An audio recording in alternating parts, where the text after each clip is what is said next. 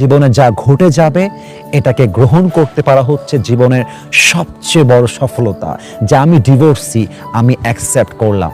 আমার বউ চলে গেছে আমাকে ডিভোর্স দিয়ে, আমি অ্যাকসেপ্ট করলাম। আমার স্বামী আমাকে ডিভোর্স দিয়েছে, আমি অ্যাকসেপ্ট করলাম। হাজারো মেয়ে আছে যেই মেয়েরা ডিভোর্সি হওয়ার পরে ভালো জায়গায় বিয়ে হয়েছে।